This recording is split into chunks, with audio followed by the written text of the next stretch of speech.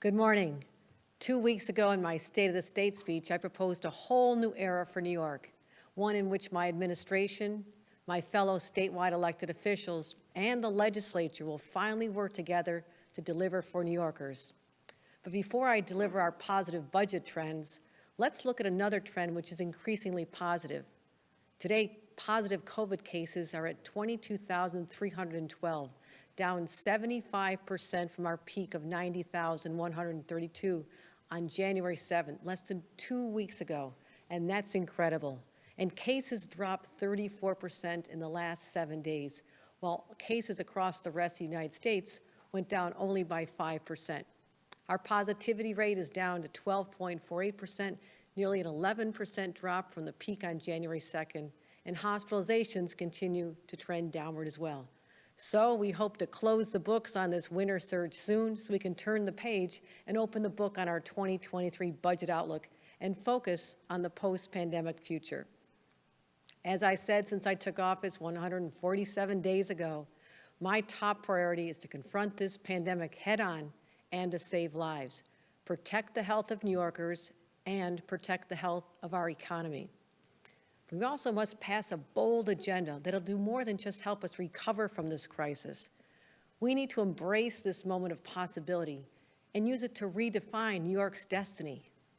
How? First, by rebuilding our healthcare and teacher workforces, providing tax relief to those who need it the most, speeding up economic growth and creating good-paying middle-class jobs, strengthening our infrastructure and confronting climate change, securing public safety and protecting our communities, making housing more affordable and ensuring every New Yorker has a roof over their head, enacting bold reforms that will restore trust in state government, and we're changing the culture and creating workplaces that are free of harassment. This is an extraordinary time, and it will be met with extraordinary solutions. The policies I laid out 2 weeks ago are ambitious, but as I said, it's just as importantly, they're realistic and achievable. And we're in a position to fully fund them by making historic investments like record aid to education, the biggest capital plan for infrastructure that our state has ever seen, and a groundbreaking program to rebuild the healthcare industry. But we're also being smart and responsible, recognizing that we need to fund our reserves to historic levels as well. So I'm proud to say that today we are submitting a balanced executive budget for fiscal year 2023 to the legislature. Our state is in strong financial position due to a combination of factors: increased tax receipts, a thriving stock market, and an influx of federal aid through the American Rescue Plan and the Infrastructure Act, some of which have already been received, some with more still to come. And looking forward, our base level forecasts are equally optimistic. We predict they'll be able to continue to balance the budget and be able to make these types of bold but necessary investments all the way through fiscal year 2027. And this is a big change from where we were just this time last year, when the Division of Budget projected deficits totaling $17 billion during that same time frame. So, this is a once-in-a-generation opportunity to make thoughtful, purpose-driven investments in our state and in our people that'll pay dividends for decades. And that's exactly what my budget will do. But this is also about meeting New Yorkers where they are now, frustrated by a persistent pandemic, anxious about rising prices for everything from milk to gas to housing, worried about whether or not their paycheck will be enough to make ends meet, and stressed most of all about their kids, the quality of their education, affordability of childcare, and even thoughts about what their future will be in a world beset by climate change. So New Yorkers, this budget is for you and about you. And how I propose to use the entirety of our $216 billion budget to directly address the immediate needs of New Yorkers and at the same time positively impact people's lives and livelihoods for decades to come. First, we'll respond to this pandemic head-on by following the science and the data and doing whatever it takes to ensure that our recovery is swift and far-reaching. And that's why we've set aside $2 billion for pandemic recovery initiatives. And I'll work with the legislature to identify the most impactful use of these funds in the short term. whether that's help for struggling small landlords and their tenants, or the hardest hit industries and workers, or for other purposes. Now, let's talk about putting more money back into people's pockets. Rather than raise taxes, this is about tax relief, accelerating a $1.2 billion tax cut originally scheduled to take effect between 2023 and 2025.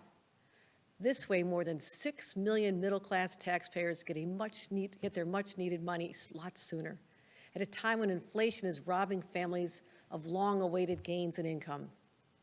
And recognizing that property taxes are still too high, we will provide a $2 billion property tax rebate to more than 2 million middle-class homeowners. And we're delivering $250 million in tax credits for small businesses to help them pay for COVID-related expenses. In addition to that, we're having new support for farms and other small businesses hit so hard by this pandemic. We need to help them not just survive, but to thrive. And using the unprecedented infusion of money from our leaders in Washington, starting with President Joe Biden, New York will see the largest investment in our state infrastructure ever through a $32.8 billion capital plan. The boldness I outlined in my State of the State address will be realized by putting the dollars behind making long-term overdue repairs to our roads and our bridges, building new transit options, modernizing existing transit hubs, and revitalizing communities. I've also declared war on potholes, so here's the first shot across the bow, a $1 billion plan called Operation POP, Pave Our Potholes. And this strategy takes us from potholes to not holes. For me, infrastructure is a quality of life issue. It's about creating connections, connecting neighborhoods, connecting people to jobs, connecting people to their family members and loved ones. And we'll finally be able to strengthen those bonds across our state, using cash rather than borrowing money, so future generations are not hamstrung by the commitments we make today. One way we'll do that is by reconnecting neighborhoods that were severed by asphalt highways. And these all disproportionately impacted communities of color, like the Kensington Expressway in Buffalo, I-81 in Syracuse, the Inner Loop in Rochester, and the Cross Bronx Expressway. And one hard lesson we learned about what happens when there's a lack of investment is how our healthcare system crumbled under the stress of the pandemic. And that's why we're making up for lost time and positioning the state to be on better footing going forward with the largest investment in healthcare in state history, $10 billion. One of our shared values as New Yorkers is that everyone deserves the dignity of access to quality health care, especially during a public health crisis. In my State of the State speech, I promised to start by rebuilding our healthcare workforce. They're the heroes of this pandemic, so let's stop talking about the debt we owe them and actually pay them what they deserve. And that includes more than $1 billion in bonuses.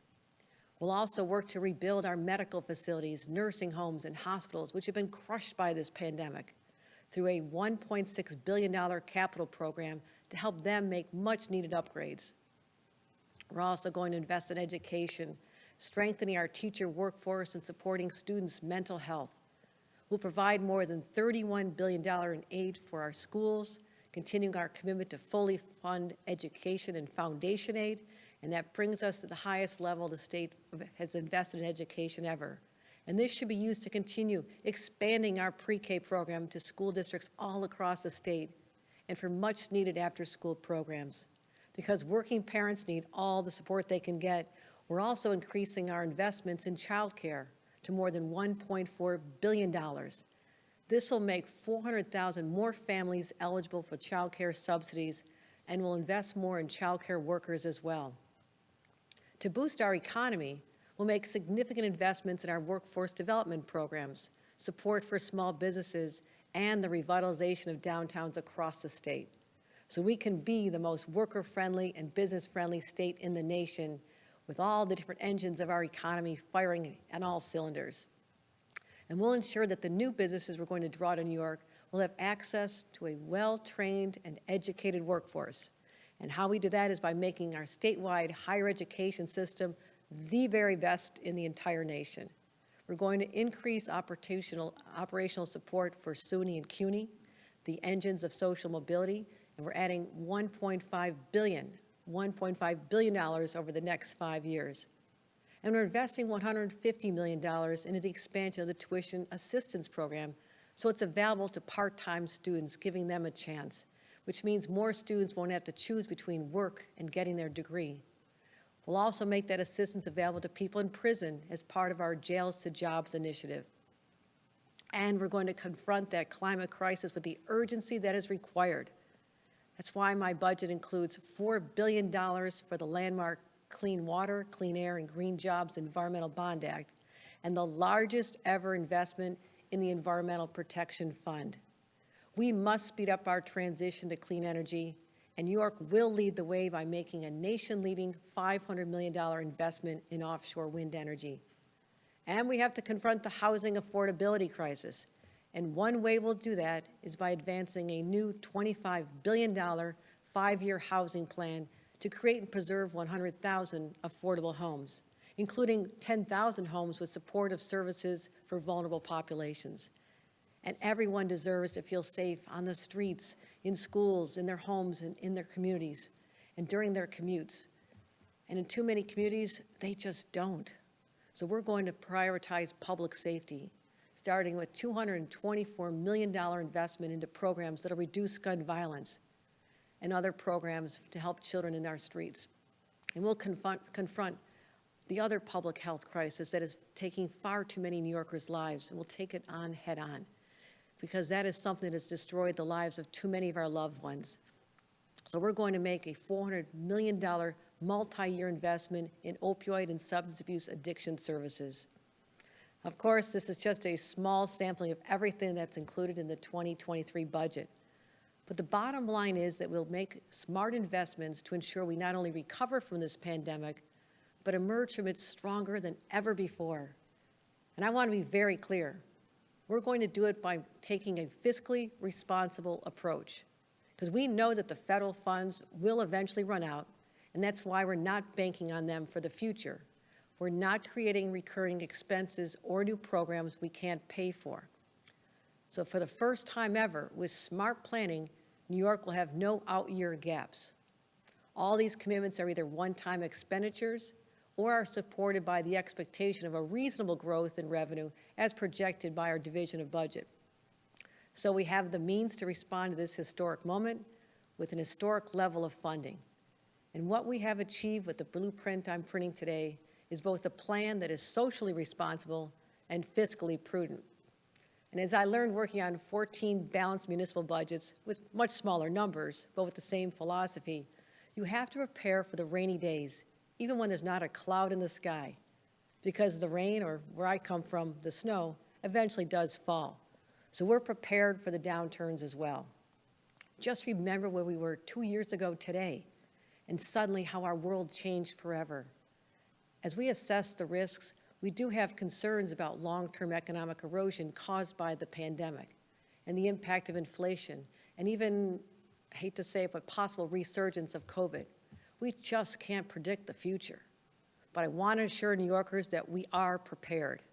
And that's why we're making these investments with those worst-case scenario calculations built in, and committing resources every year until the state has reserves of at least 15% of operating spending.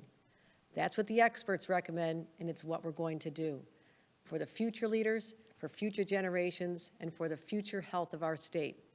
But we're not letting this once-in-a-generation moment pass us by. It's not simply enough to return to our pre-pandemic world and way of life. That would be timid and unimaginative, and it would fail to honor our history and the legacy of the daring, visionary New Yorkers who came before us. Leaders like FDR, who weathered some of the most intense storms the world has ever seen, always while keeping one eye fixed on the horizon, planning for the day when the clouds would part. And it wasn't through sheer luck that the policies he passed during those crises made an immediate difference in the short term and a generational impact in the long term, through careful and strategic planning. And he embraced those times of crisis for what they were, a chance to reimagine the future while correcting the mistakes of the past. And we must now have the same foresight and resolve to do the same. Because this pandemic did not create all the problems we're facing today. It simply forced us to hold up a mirror and see the cracks in our society that have been too easy to ignore before. We cannot allow this virus to grip us so tightly that it constrains us from looking to the future or prevents us from mending those cracks. Since its founding, our state has been the home of the dreamers and the doers from all over the world who came here in pursuit of opportunity and a better life. But today, for too many New Yorkers, the American dream is just that, a dream. And that has been even more true as a result of this pandemic. As I said in my State of the State speech, it's time for a better, fairer, more inclusive version, and I'm calling it the New York dream. And by implementing the agenda I proposed 2 weeks ago, we can make it a reality. And this is with smart, strategic, and a forward-thinking plan. We will. This is a moment of great possibility, a once-in-a-generation chance to reconsider what is possible for our state. And this really is the beginning of New York's next great comeback. I declared a new era for New York, and it continues today. So New Yorkers, this budget's for you.